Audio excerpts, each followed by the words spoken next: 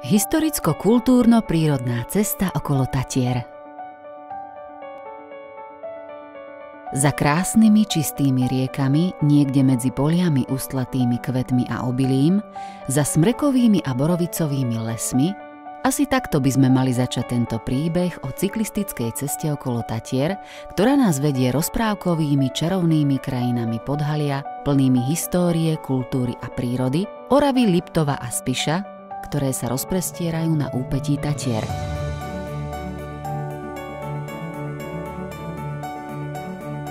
Včera ešte neznáme, neodhalené. Dnes spojené cyklistickým chodníkom a spoluprácou partnerov z pohraničia Poľska a Slovenska.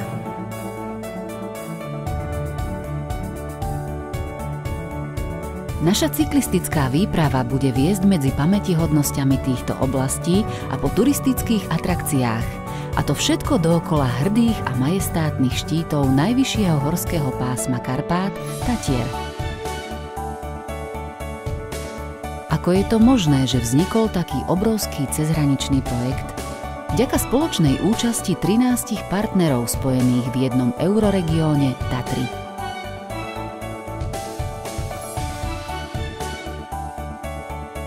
Mesto Nový Targ.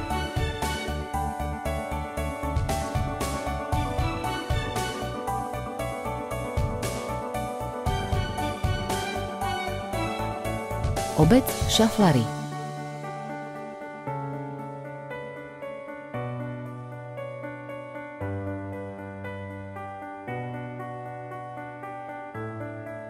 Obec Nový Targ.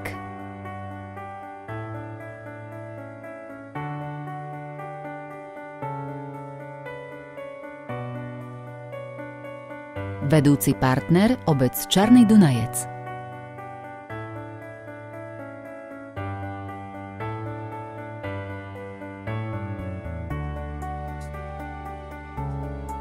Mesto Trstená.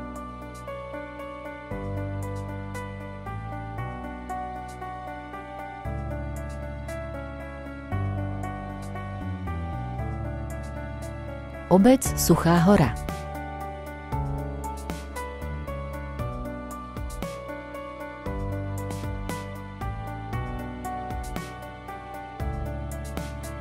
Obec Hladovka.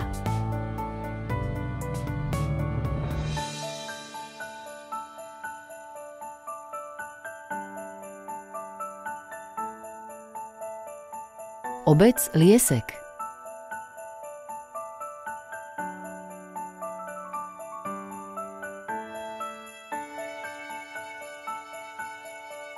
Obec Nižná.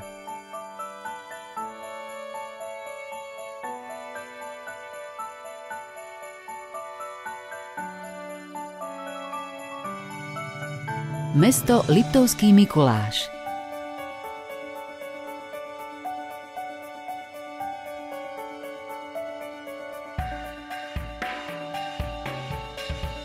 Mesto Kežmarok.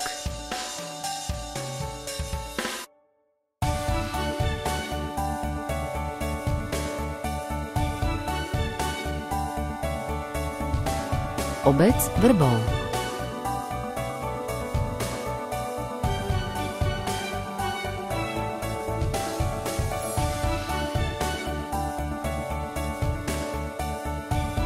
Obec Huncovce.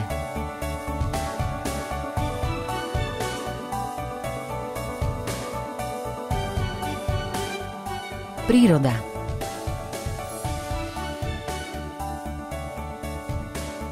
Historicko-kultúrno-prírodná cesta okolo Tatier je cyklistický chodník, ktorý svojou infraštruktúrou spája oblasti s unikátnymi prírodnými hodnotami, ktoré sa rozprestierajú okolo chránených území Poľského a Slovenského Tatranského národného parku a oblastí patriacich do svetovej siete biosférických rezervácií UNESCO.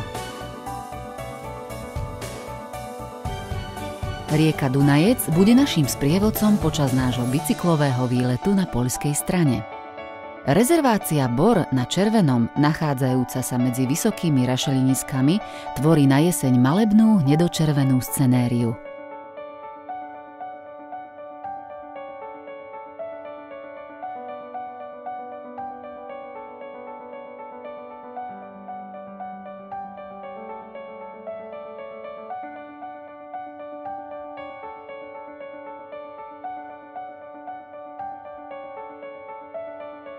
Sťaby zlato pod zemou je pred naším zrakom ukrytá rezervácia Rogožnická skalka.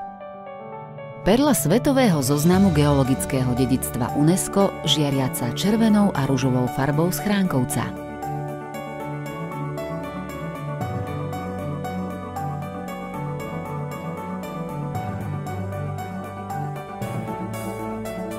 Hoci naša cesta vedie okolo Tatier, príroda nám láskavo vyznačila cestu miernym rovinatým terénom Oravsko-Novotarskej kotliny. Zároveň tu vytvorila podmienky pre vznik oravsko-novotarských rašelinísk, unikátne v európskom meradle. Tie skoro 10 000 ročné pustatiny zhromažďujú bohaté ložiská rašeliny a vzácne druhy flóry a fauny. Pred ďalšou cestou po cyklistickom chodníku sa oplatí nasadnúť na historický vláčik, ponoriť sa do zelene a ticha borín a lesov a prežiť skutočné spojenie s prírodou.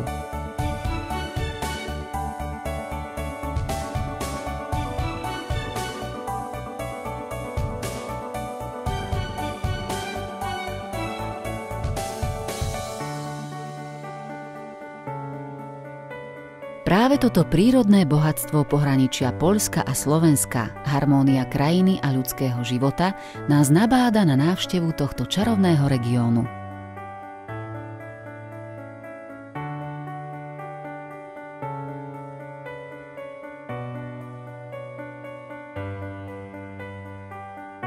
Dávnejšie známeho hlavne vďaka väčším mestám a rozvíjajúcim sa rekreačným a športovým strediskám, dnes ho objavujeme znova.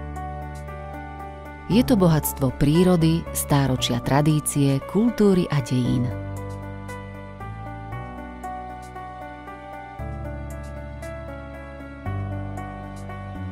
Vďaka bližšiemu spoznávaniu vidíme, ako príroda formovala túto krajinu a obyvatelia týchto oblastí s veľkou úctou a v súlade s tradíciami spájali svoje životy s prostredím a vytvárali tak súčasnú kultúru Podhalia. Rôznorodosť týchto oblastí ľahko postrehneme prekonávajúc ďalší kilometer našej cesty okolo Tatier. Po prekročení štátnej hranice Poľska nám bratské Slovensko ukazuje obraz bohatý na prírodné a umelé vodné nádrže. Tieto rozľahlé vodné plochy tvoria čarovný kontrast s vysokými štítmi Tatier či blízkou Babou horou, majestátne sa vypínajúcou na obzore nad Oravskou priehradou.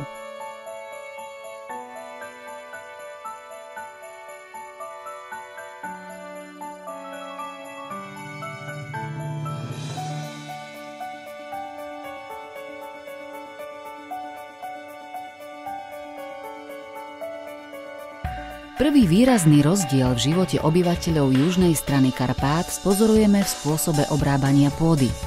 Rovnorodé veľké plochy vzdialené od ľudských obydlí, ktoré pretína len náš cyklistický chodník a niekoľko poľných ciest, to je to pravé orechové pre cestovateľov, ktorí túžia po prírode.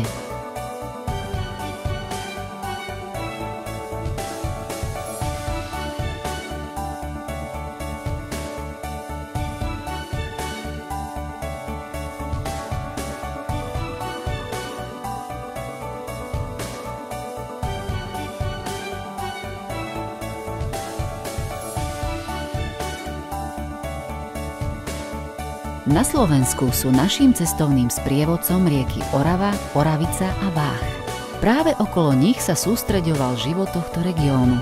Náš cyklistický chodník nám umožní lepšie spoznať tieto zákutia a sprístupní rozmanité atrakcie pri týchto riekach.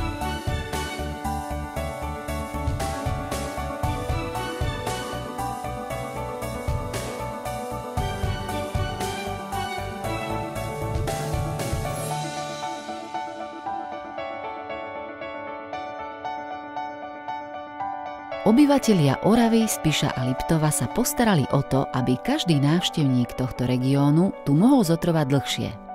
Pre tých najmladších turistov a ich rodiny boli postavené akvaparky a termálne bazény s početnými atrakciami. Bazény síce nechýbajú ani na poľskej strane. Ako vidieť, príroda rovnakým dielom obdarila tieto čarovné zákutia. Naša spoločná cesta krajinami rozprestierajúcimi sa na úpetí Tatier pokračuje smerom na juh.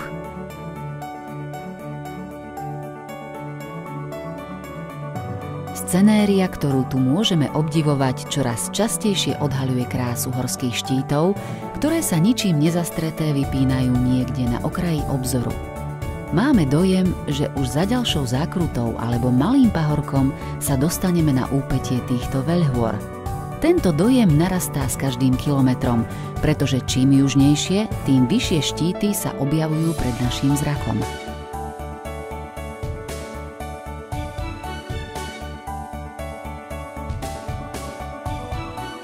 Dejiny a kultúra.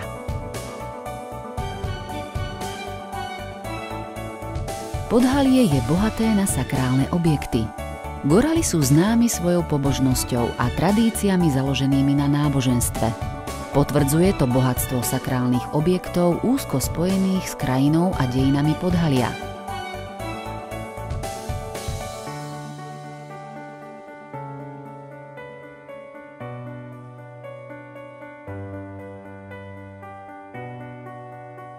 Smrekovcový kostolík svätej Anny, patriaci do skupiny drevených gotických podhalských kostolov, alebo kostol svätej Kataríny, ktorý dal postaviť Kazimír Veľký. Je to najstaršia budova v meste.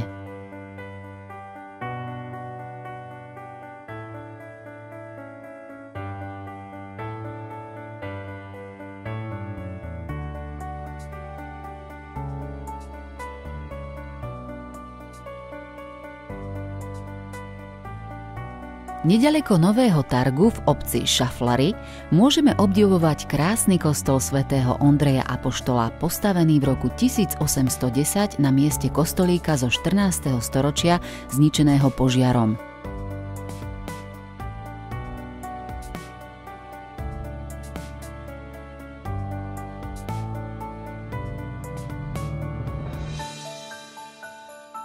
Naším smerovníkom je 10 metrov vysoký kovový kríž na vrchu Ranisberg, postavený tu ako spomienka na poľské dejiny a víťazstvo v bitke pri Grunwalde.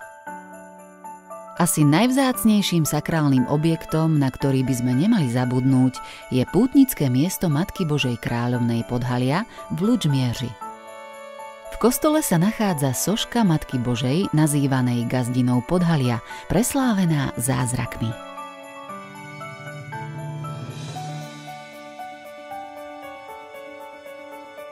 Od polovice 16. storočia bolo Podhalie obohatené o obec Čarný Dunajec. Je to dedina, ktorá bola od začiatku svojej existencie príkladom rozmachu a hlavným obchodným strediskom. Dokonca na začiatku 20. storočia získala postavenie mestečka.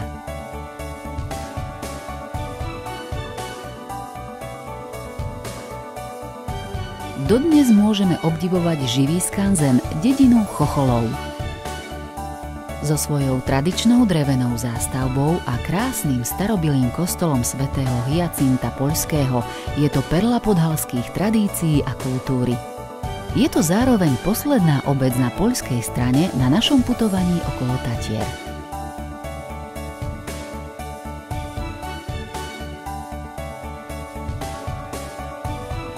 Po prekročení štátnej hranice v zázračnej krajine rozprávkových pohľadov odhaľujeme dejiny slovenskej Oravy.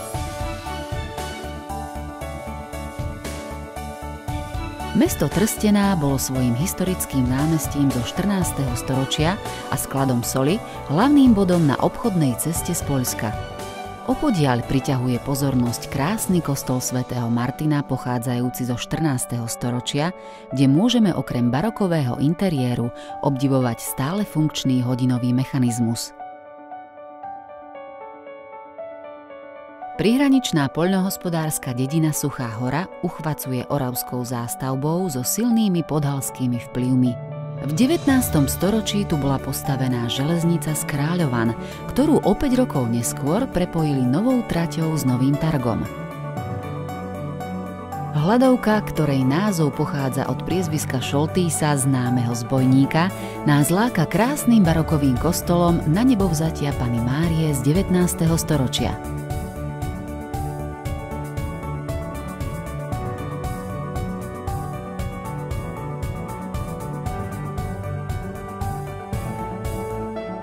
Napredujeme ďalej a dostávame sa do Lieska, ktorý má skoro 3000 obyvateľov. Centrum dediny zdobí kostol svätého Michala Archaniela z 19. storočia, spojenie klasického neobaroku s moderným funkcionalizmom.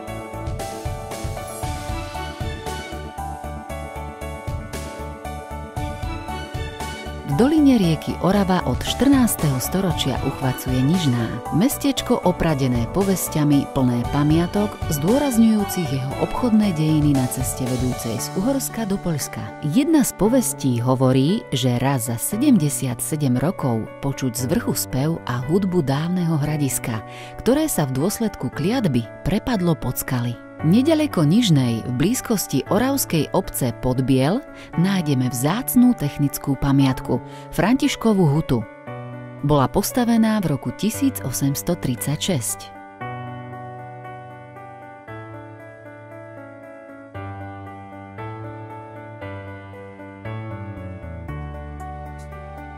V jednom z najkrajších regiónov Slovenska leží Liptovský Mikuláš. Dejiny tohto mesta, nachádzajúceho sa v srdci Liptovskej kotliny, siahajú do 9. a 10. storočia. Múzeum Janka Kráľa, romantického básnika, dávna synagóga so secesným interiérom, kostol svätého Petra z Alcantary a františkánsky kláštor, to je len ukážka bohatých dejín tohto mesta.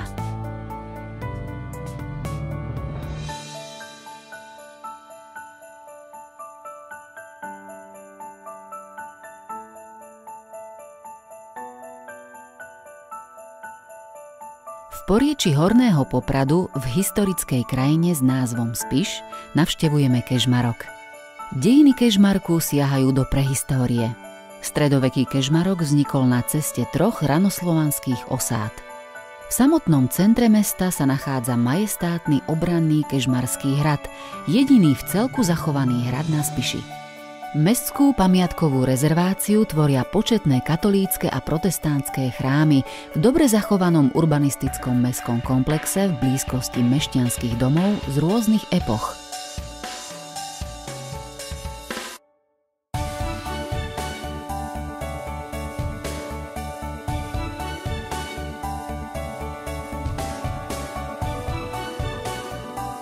Vrbov, dedina nachádzajúca sa v doline Vrbovského potoka, uchvacuje kostolom svätého Serváca, v blízkosti ktorého vidíme krásnu renesančnú zvonicu a stĺp so sochou Panny Márie.